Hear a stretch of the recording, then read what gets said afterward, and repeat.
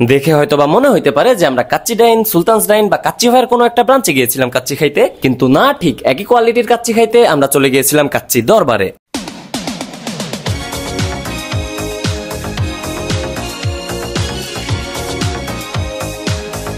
যদি এনাদের ইন্টেরিয়র ডিজাইনের দিকে একটু খেয়াল করেন তাইলে হয়তো বা কাচ্চি ডাইন, সুলতানস ডাইন এগুলোর সাথে রিলেট করতে পারবেন যে মোটামুটি সেমই ইন্টেরিয়র ডিজাইন গুলো, মানে ঠিক একই রকম প্রিমিয়াম ভাইব পেয়ে যাবেন কাচ্চি দরবার থেকেও, যেমনটা কাচ্চি ডাইন বা সুলতানস ডাইন এগুলোতে পাওয়া যায়।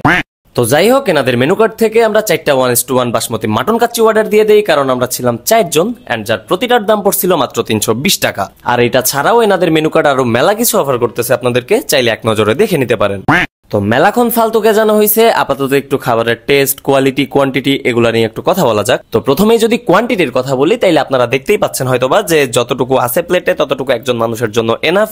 এছাড়াও 2 পিস মাটন এন্ড 1 পিস আলু তো থাকতেছেই। সবকিছু মিলিয়ে যদি বলি তাইলে এটা একজন মানুষের জন্য যথেষ্ট, কোয়ান্টিটি নিয়ে কোনো রকম ইস্যু ফেস করতে হবে না। এবার আসা যাক কাচ্চির কোয়ালিটিতে। প্রথমেই যদি কাচ্চির ভেতরে থাকা আলুর পিসটারে নিয়ে কথা বলি তাইলে আমি বলবো যে এটা যথেষ্ট পরিমাণ সফট এন্ড প্রপার কুকড হয়েছিল। আমি আলুর মেলা ভেতর অব্দি ভেঙে দেখছিলাম এন্ড সফটনেসের কোনো কমতি আমি পাই নাই। এক কথায় যদি বলতে যাই তাইলে আলুটা একদম পারফেক্ট ছিল। কিন্তু যদি আমি মাটনের পিসের কথা বলি তাইলে আমি বলবো যে শুধুমাত্র এই একটা জায়গাতেই আমি অমিল দেখতে পাইছি বাকিদের তুলনায়, অর্থাৎ কাচ্চি ডাইন, সুলতানস ডাইন এদের তুলনায় একটু অমিল পেয়েছি আমি এখানে। অমিলটা এরকম ছিল যে আমার সম্পূর্ণ একটা মাটনের পিস ছিল টোটালি হাড্ডি, মানে নামমাত্র মাংস লেগেছিল বডির সাথে, আর আরেকটা পিস যেটা ছিল ওইটা ছিল তেল চর্বিওয়ালা পিস।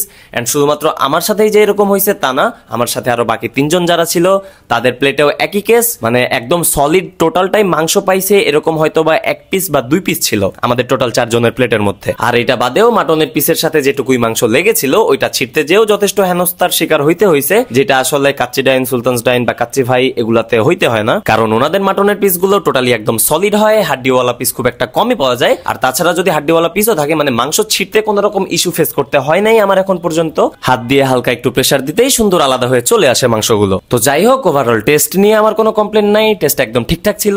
শুধুমাত্র মাটনের পিসটা নিয়ে একটু ইস্যু হয়েছিল, যদি আর একটু সফট হইতো তাইলে ভালো হইতো। তো যাই হোক, ভিডিওটা ভালো লেগে থাকলে ভিডিওতে একটা লাইক দিয়ে পেজে একটা ফলো দিতে ভুলবেন না। আর যদি ভিডিওটা ইউটিউবে দেখে থাকেন তাইলে আমার ইউটিউব চ্যানেলের সাবস্ক্রাইব বাটনে বাড়ি মারতে ভুলবেন না। তো আজকের মতো এই পর্যন্তই, দেখা হচ্ছে নতুন কোনো ভিডিওতে। ততক্ষণ পর্যন্ত স্টে টিউন, স্টে সেফ, আল্লাহ হাফেজ।